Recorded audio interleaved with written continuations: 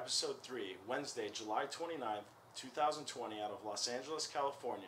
I'm here with attorneys Longzi Liu and Abraham Odabachian to discuss the Congressional Judiciary Subcommittee on antitrust law. And today, the U.S. Congress is sitting with and, frankly, grilling executives from Facebook, Apple, Amazon, and Google. And today we have the opportunity to sit with two attorneys who have experience in the antitrust industry.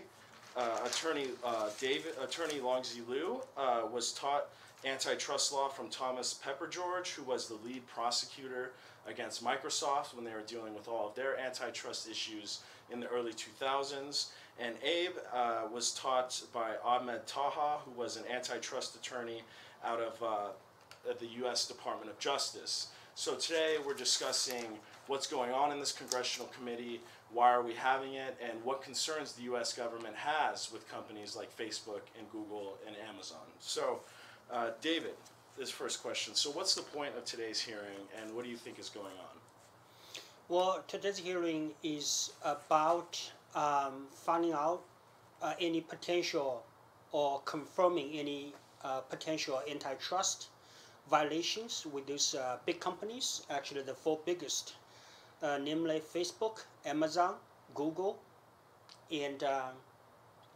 there's one more.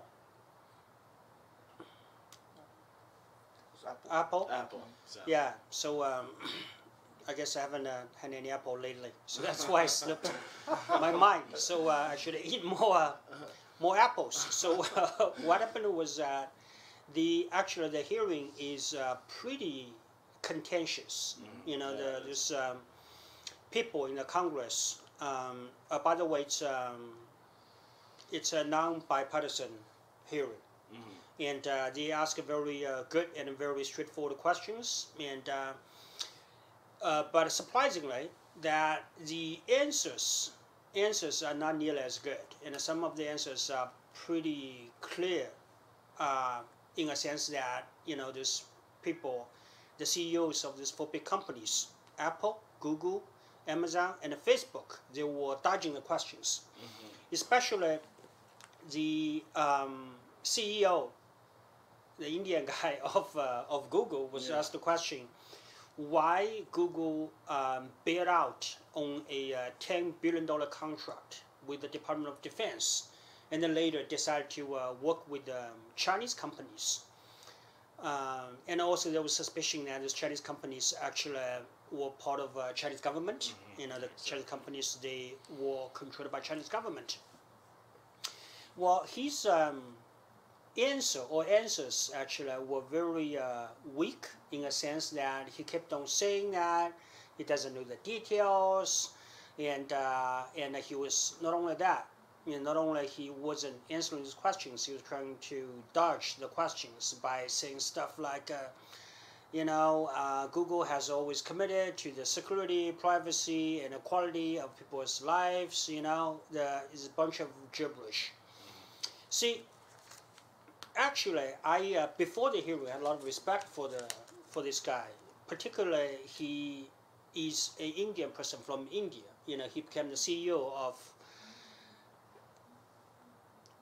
the largest company, if not like Google. He became the CEO as a foreign person of the one of the largest companies, Google. And I think that either he was extremely intelligent in answering these questions, or he was extremely bold, in a sense that he could have said, yes, I decided not to work with U.S. government, but I decided to work with the Chinese government because I like Chinese government. What's wrong with that?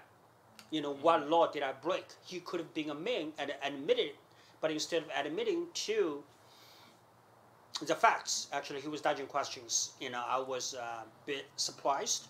The second thing I want to emphasize is that the idea of capitalism is free competition.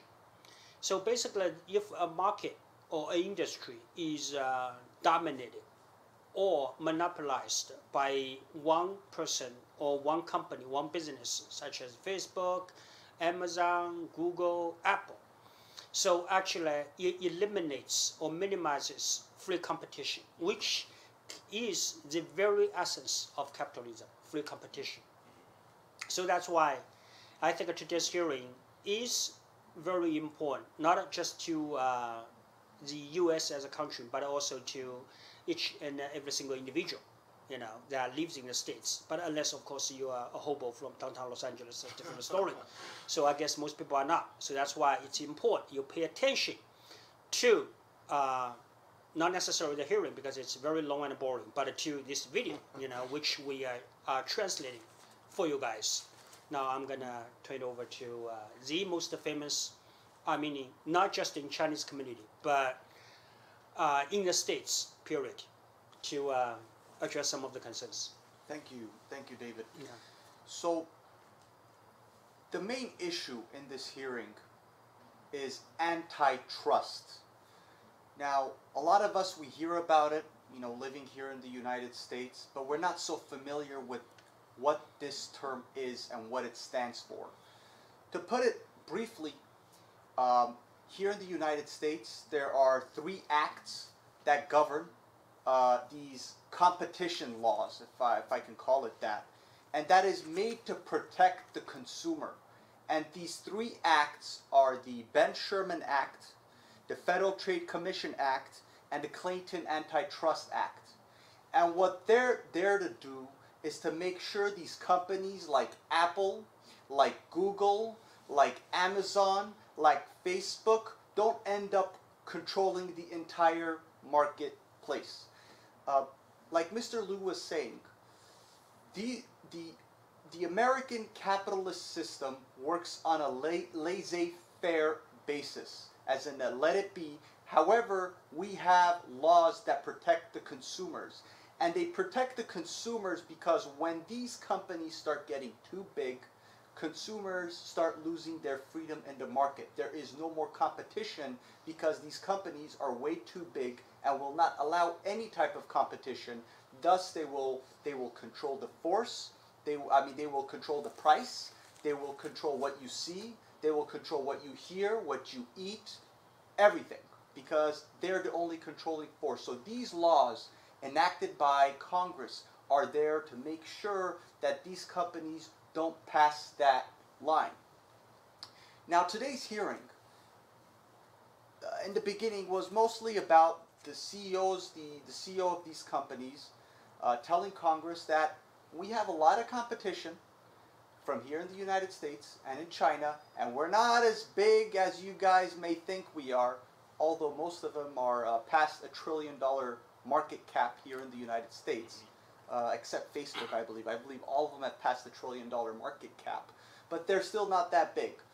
Amazon Jeff Bezos starts off with his humble past, having his dad come from Cuba during the revolution, his mom was pregnant in high school during difficult times, and then he started this business out of his garage, and it's an American dream.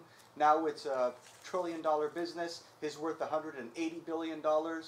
But he still faces strong competition from Walmart, from Target, and others. And the same similar story could be said for the other companies as well. So, and the reason for this is these executives are trying to show Congress that we're not that big. We have a lot of competition. We're not a threat to the American consumer. So there is no need to investigate us further to break us up. Therefore, that is the purpose of today's hearing. It is to protect the consumer, to look into the details of what's going on, whether these companies are controlling what the American consumer is seeing, what they're hearing, what they're understanding when they go on their social media accounts, or if they're following them up on what they're purchasing as far as foods, beverages, and other things as well, which involves privacy as well. So that was the purpose of today's hearing, which is very important. So, in essence, Jeff Bezos, he achieved his American dream. He actually has become not the richest person in the States, but the richest person in the entire world. He has become the richest person, period. But obviously, his American dream was achieved, was realized. But in the process of achieving his American dream, he actually shattered many other people's American dreams. He turned their American dreams nightmares. So, in addition to what Amazon, what Jeff Bezos has done, and Google, Facebook, and Apple, they have done pretty much the same thing, just to different extents. So they're trying to control the market because that's where you can maximize the profits. So that's why it's time to say no. No means no. It's time to stop it. We can stop it because united we stand.